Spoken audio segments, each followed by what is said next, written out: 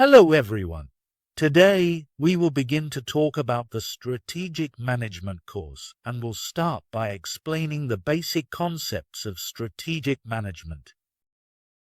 Strategic management is a comprehensive process that encompasses the decisions and actions that determine a corporation's long-term performance. It includes several critical components: environmental scanning, strategy formulation, strategy implementation, and evaluation and control. Through environmental scanning, organizations assess both external and internal factors that can impact their operations. The formulation of strategy involves creating long-range plans aligned with the organization's goals. Once strategies are developed, they must be effectively implemented within the organization. Evaluation and control follow, allowing businesses to monitor the performance of their strategies and make necessary adjustments based on outcomes. Strategic management emphasizes understanding external opportunities and threats in relation to a corporation's internal strengths and weaknesses. Originally known as business policy, it covers essential topics such as strategic planning, industry analysis, and environmental scanning, all crucial for guiding an organization towards sustained success. Many concepts in strategic management have been developed and refined through the experiences of corporations like General Electric and the Boston Consulting Group. Initially, these strategies benefited large companies operating across multiple industries. However, the increasing risks and potential for costly mistakes have prompted managers in all organizations to adopt strategic management to remain competitive in a volatile environment. The evolution of strategic management typically unfolds in 4 phases. Basic financial planning. This initial phase involves managers creating annual budgets with minimal analysis, relying mostly on internal information. Despite its time-consuming nature, this phase often lacks true strategic depth. Forecast-based planning. Managers attempt to create 5-year plans, incorporating more environmental data, but the process becomes political and cumbersome. Meetings are frequent as managers vie for funding, and the planning horizon extends to 3 to 5 years. Externally oriented strategic planning. Frustrated by ineffective planning, top management takes control, focusing on strategic planning to enhance market responsiveness. This phase is characterized by centralized planning efforts led by a specialized team, often with input from consultants, while lower-level managers are less involved. Strategic management. Recognizing the need for input from all levels, top management forms diverse planning groups to develop integrated strategic plans. This phase emphasizes flexibility, scenario planning, and broader participation in the planning process. Information becomes more accessible across the organization, shifting from a centralized model to an interactive, inclusive approach. General Electric was a pioneer in this transition from strategic planning to strategic management in the 1980s, and by the 1990s, many corporations worldwide followed suit, embracing a more dynamic and participatory model of strategic management. Strategic management focuses on achieving long-term performance, distinguishing between companies that can sustain success and those that can only manage short-term gains. For instance, of the original Forbes 100 companies from 1917, only 13 remain today. To thrive over time, companies must not only satisfy current markets, but also adapt to emerging ones. Research indicates that organizations practicing strategic management typically outperform those that do not. especially as market conditions become more unpredictable. Effective strategic management involves ensuring a strong alignment or fit between an organization's environment and its strategies, structures, and processes. Studies show that companies that adjust their strategies in response to environmental changes, such as deregulation in the U.S. transportation sectors, tend to outperform their competitors. The benefits of strategic management include a clearer strategic vision, a sharper focus on key priorities, and a better understanding of a rapidly changing environment. Surveys indicate that formal strategic planning enhances satisfaction with strategy development and helps identify growth opportunities. While formal processes are beneficial, strategic management can also start with simple reflective questions about the organization's current state and future trajectory. Tools like mission statements, scenario planning, and strategic alliances are commonly used to guide planning efforts. In larger organizations, strategic planning can be complex and lengthy, often taking over a year to finalize decisions. This complexity necessitates a formalized approach to ensure alignment across all levels of management. Ultimately, the value of strategic planning lies more in the strategic thinking and organizational learning it fosters than in the final written plans themselves. For smaller businesses, informal planning can still yield positive financial outcomes, underscoring the importance of planning intensity for overall performance. Globalization has revolutionized the way modern corporations operate by enabling the rapid movement of jobs, knowledge, and capital across borders. This interconnected global landscape, facilitated by advancements like the Internet and efficient supply chains, allows companies to operate anywhere and collaborate with partners worldwide. To stay competitive, businesses now focus on the global market rather than national markets, leading to practices like outsourcing manufacturing and services to countries with skilled labor and cost advantages, such as India. Companies are restructuring with matrix structures to blend product units with country or regional units, emphasizing the importance of international assignments for career advancement. Strategic management is crucial for companies to navigate global dynamics and secure long-term competitive advantages. Regional trade associations and agreements like the European Union, NAFTA, and ASEAN are reshaping international business by harmonizing standards and influencing strategic alliances and acquisitions among corporations. These developments underscore the necessity for businesses to adapt to the evolving global landscape to remain competitive and capitalize on emerging opportunities across international markets. In business, innovation is a powerful concept that describes the creation of new products, services, methods, or organizational approaches that allow companies to achieve extraordinary results. It is not limited to the generation of new ideas, but extends to strategies that give firms a competitive edge in the marketplace. By introducing innovation, businesses can differentiate themselves from competitors, capture more value, and adapt to changing market conditions.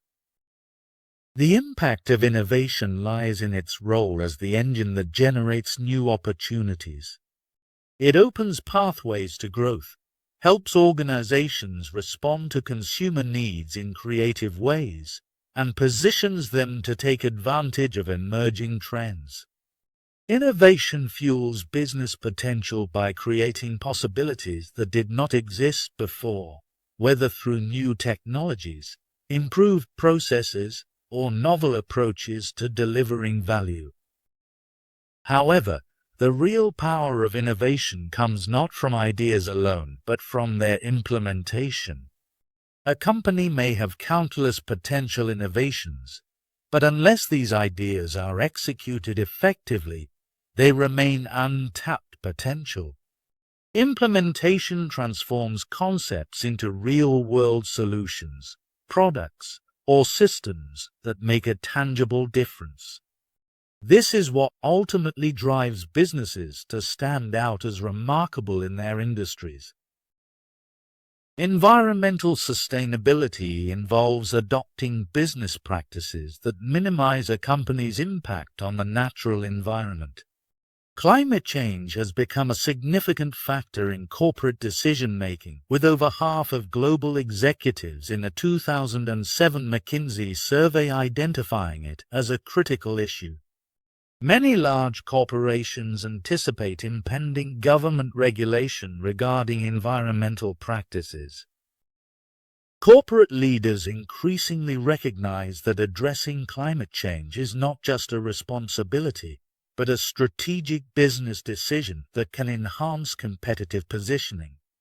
Companies that proactively adapt their strategies to consider climate-related risks, such as regulatory, supply chain, product, litigation, reputational, and physical risks, are more likely to thrive. Regulatory risk.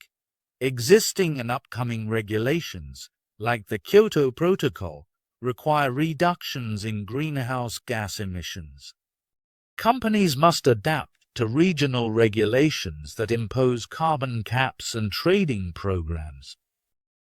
Supply chain risk. Suppliers face rising costs due to environmental regulations, which can impact global supply chains. Natural disasters exacerbated by climate change, along with resource scarcity, will also affect operational costs. Product and technology risk.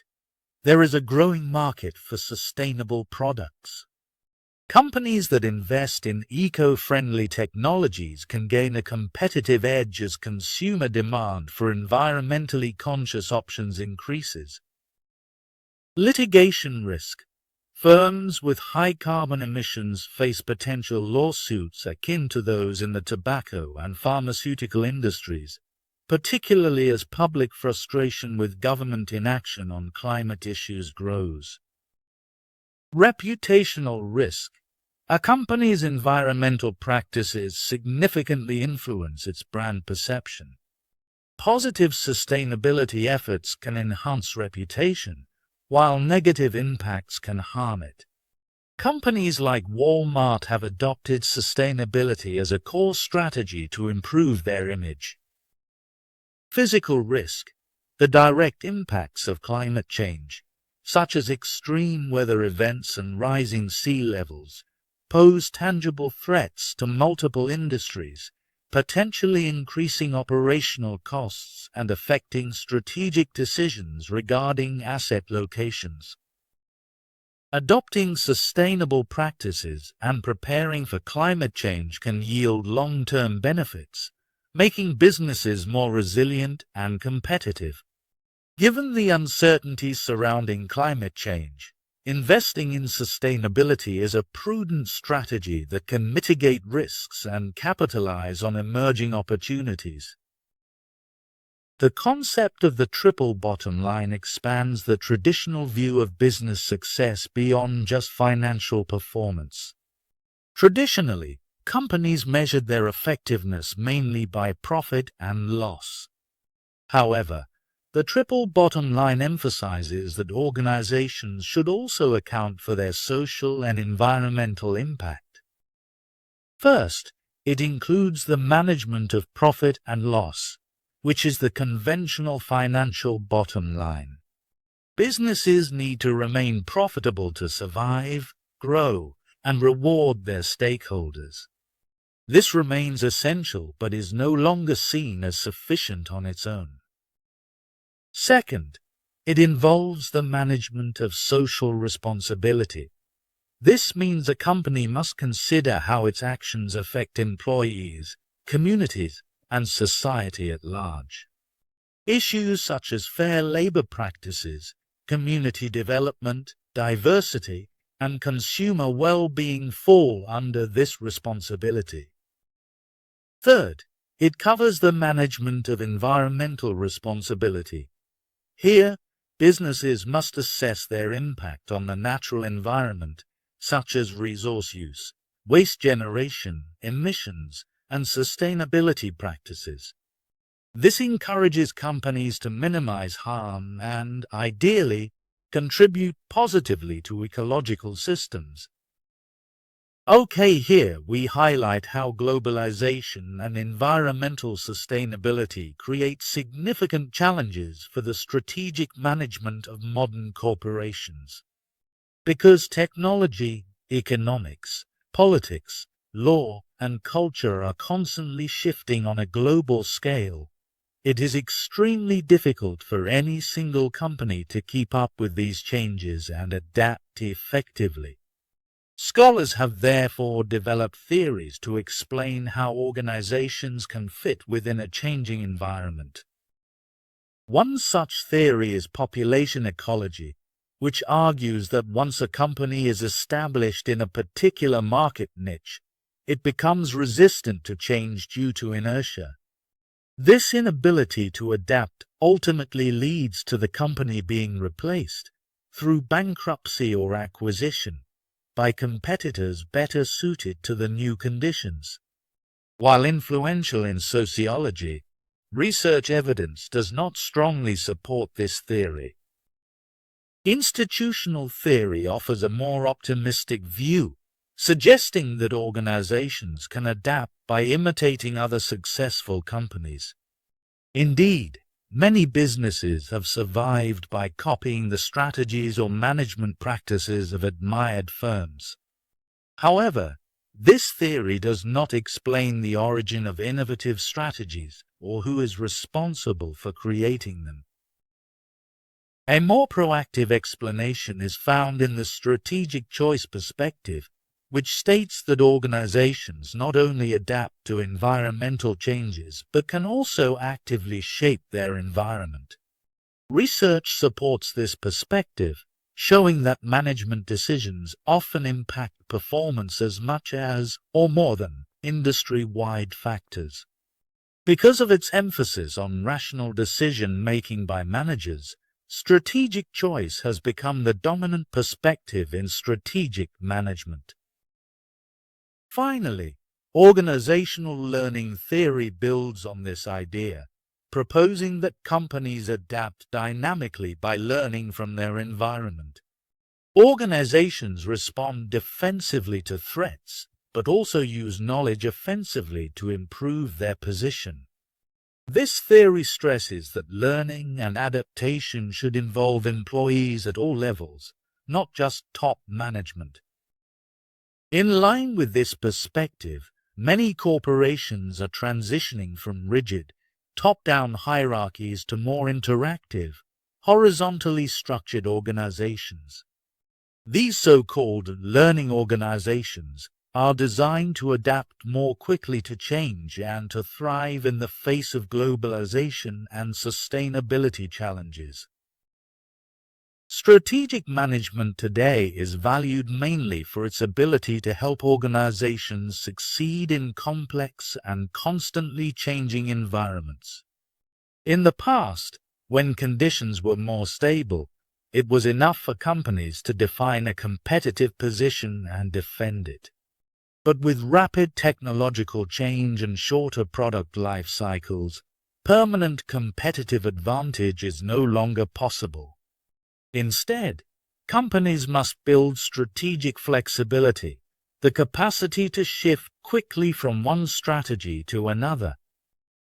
To achieve this flexibility, corporations need a long-term commitment to developing and maintaining critical resources.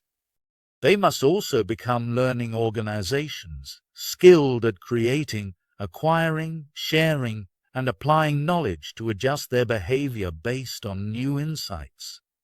This learning is central to competitiveness, especially in innovation and product development.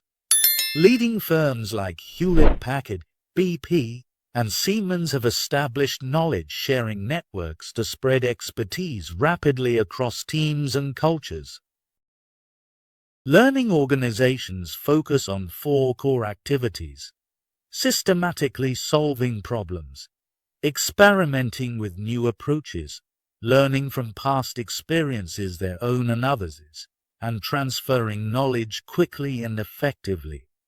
Organizational strengths grow from accumulated learning, including technical skills, functional expertise, and managerial capabilities. This knowledge creates barriers to entry for competitors and becomes a lasting source of competitive advantage. Strategic management in learning organizations requires broad participation.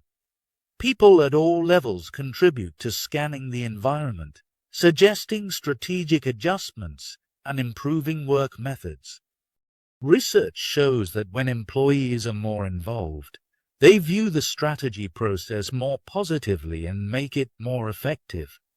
Organizations that embrace continuous learning, experimentation, and knowledge sharing are better positioned to innovate, adapt, and succeed in hyper-competitive environments. Okay, now basic model of strategic management. Figure 1.1 shows the interaction among the 4 elements of strategic management, while Figure 1.2 provides a more detailed breakdown of each element and serves as the model for the book. This model is described as both rational and prescriptive. In other words, it is a planning model that outlines what corporations should do when following the strategic management process, rather than describing what every company actually does in practice. The model assumes that as environmental uncertainty increases, companies that actively analyze, predict, and adapt to changes in their environment will perform better than those that fail to do so. This assumption is supported by empirical research, which shows that systematic analysis and planning give firms a competitive advantage. The specific terms used in Figure 1.2 are explained in the following pages of the text. Strategic management is generally understood as a continuous process with 4 basic elements that work together: environmental scanning, strategy formulation, strategy implementation, and evaluation and control. We will discuss each element in detail.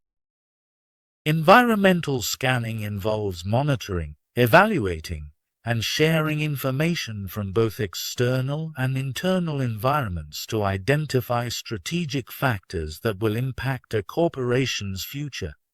A common method for conducting environmental scanning is through SWOT analysis, which assesses a company's strengths, weaknesses, opportunities, and threats.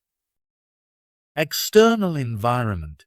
This includes opportunities and threats that lie outside the organization and are typically beyond the immediate control of management. These factors create the context in which the corporation operates and can encompass broader societal trends or specific industry conditions. Internal environment.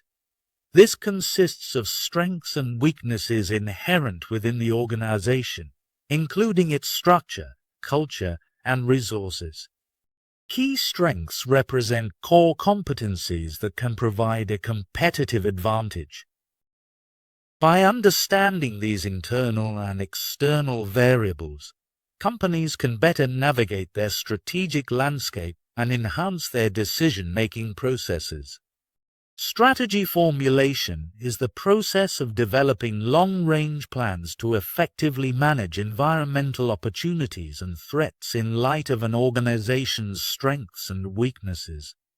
It involves defining the corporate mission, setting achievable objectives, formulating strategies, and establishing policy guidelines. An organization's mission is its fundamental purpose or reason for existence. It describes what the company provides to society, whether in the form of products or services, and clarifies what sets it apart from competitors. A well-crafted mission statement outlines the scope of the organization's activities, including the markets it serves and the products or services it offers. Research indicates that firms with clear mission statements that explicitly identify customers and technologies tend to achieve higher growth. Objectives translate the mission into measurable outcomes. They are specific, action-oriented statements that define what is to be accomplished and within what time frame. Unlike goals, which are broad and open-ended, objectives are precise and quantifiable. For example, a company may set an objective to increase profitability by 10% within a given year. Objectives ensure that the organization's mission is pursued in a concrete way. Strategies provide the overarching plan to achieve the mission and objectives while maximizing competitive advantage. They can be divided into 3 levels. At the corporate level, strategy determines the overall direction of the company, whether focusing on growth, stability, or retrenchment. At the business level, strategy focuses on improving competitiveness in specific markets or industries, often through competitive or cooperative approaches. At the functional level, strategy outlines how individual departments, such as marketing or R&D, will support broader business and corporate goals. Together, these strategies form a hierarchy that aligns the entire organization. Policies act as broad guidelines linking strategic plans to daily operations. They ensure consistency in decision-making and align employee actions with the organization's mission and objectives. For instance, companies like Intel or Southwest Airlines have established policies that directly support their broader strategies, whether through constant product innovation or cost leadership. In this way, policies provide clarity and direction, helping employees at all levels make decisions that reinforce the company's long-term success. Strategy implementation is the process of putting strategies and policies into action through the development of programs, budgets, and procedures. This phase may require changes to the organization's culture, structure, or management systems, typically executed by middle and lower level managers with oversight from top management. It often involves operational planning and daily decisions regarding resource allocation. Programs are essential components of strategy implementation, outlining the specific activities necessary to achieve a plan. For example, Boeing's strategy for its 787 Dreamliner included programs to outsource 70% of manufacturing, significantly reduce assembly time, and improve labor relations affected by outsourcing.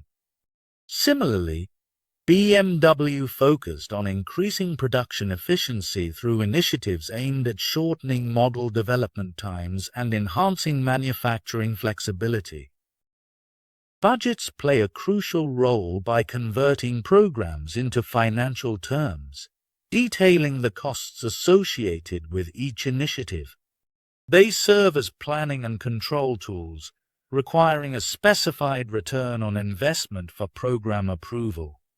For instance, General Motors invested $4.3 billion to expand its Cadillac line, successfully appealing to a younger demographic, while General Electric allocated $8 billion for new jet engine technology, resulting in a lucrative contract for regional jets.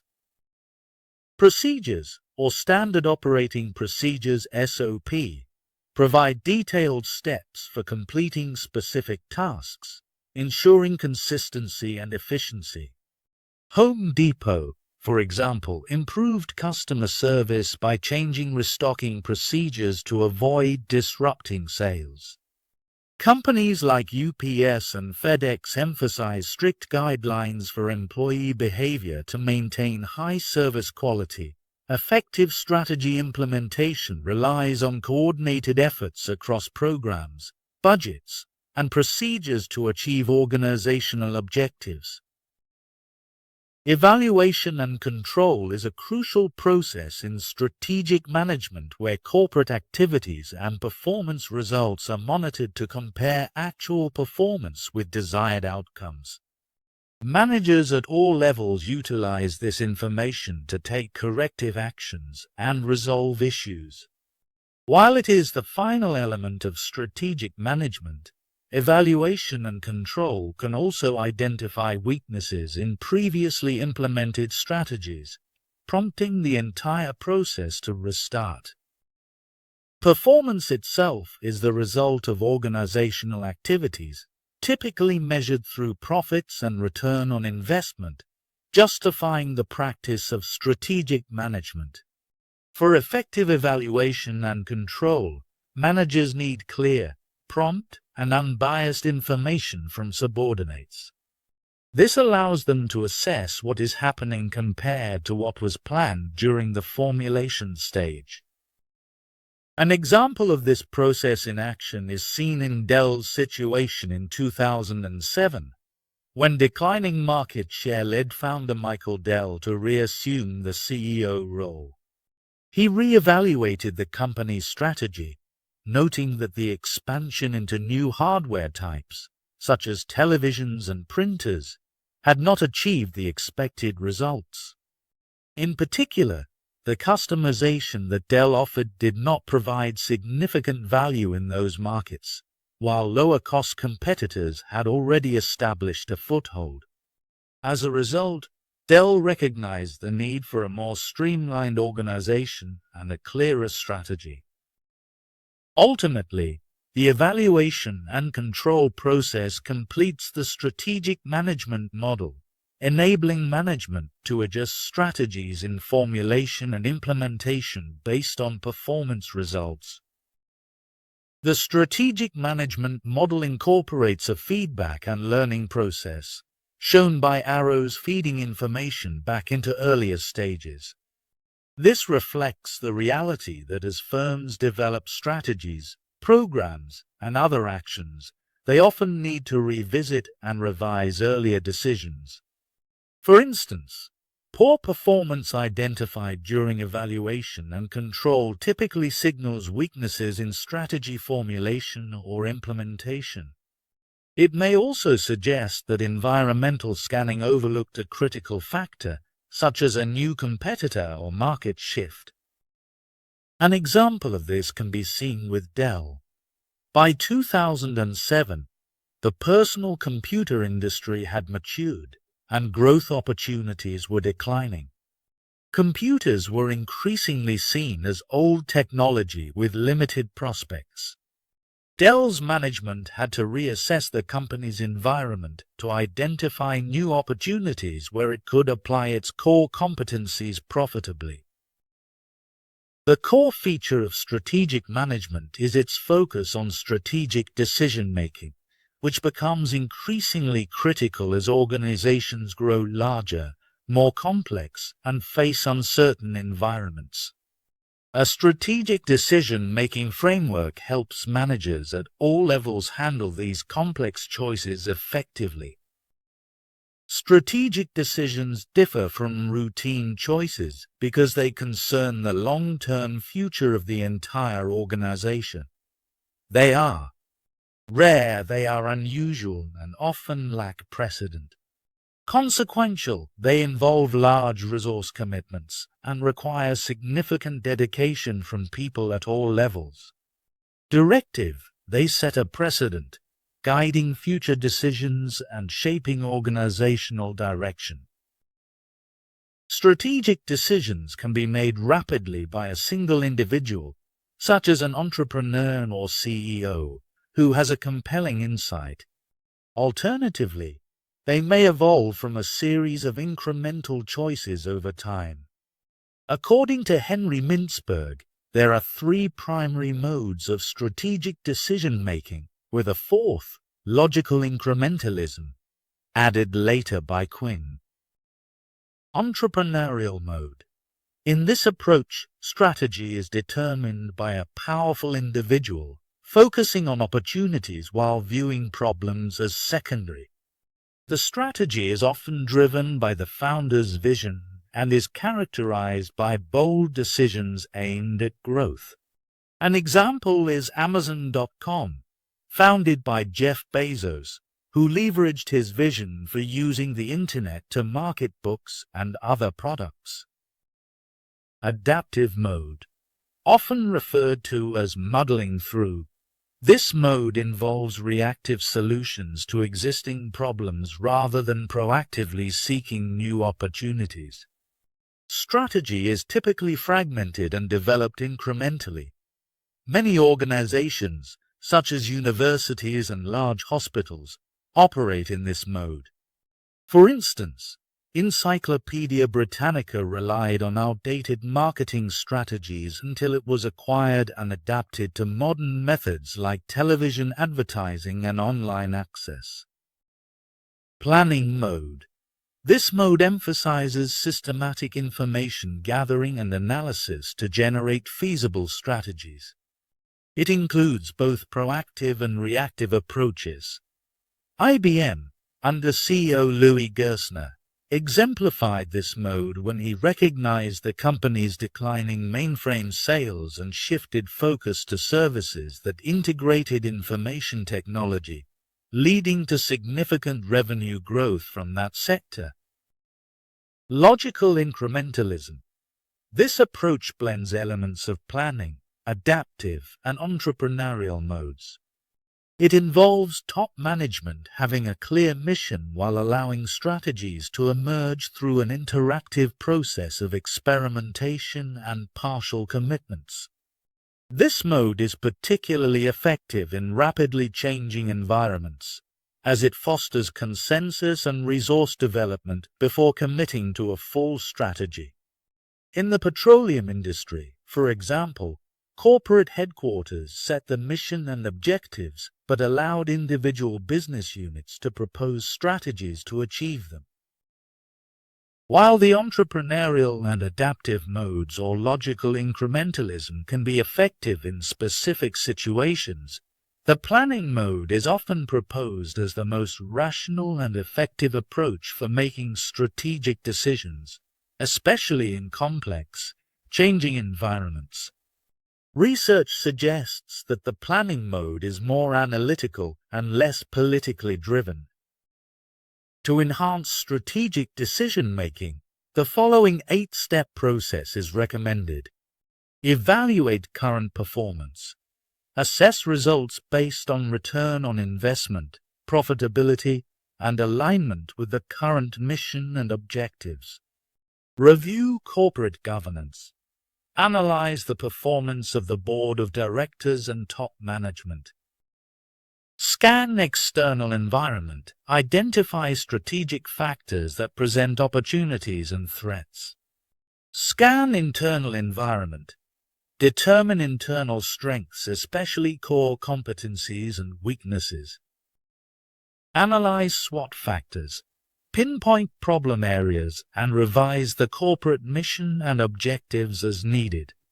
Generate and select strategies. Develop, evaluate, and choose the best alternative strategy based on the analysis.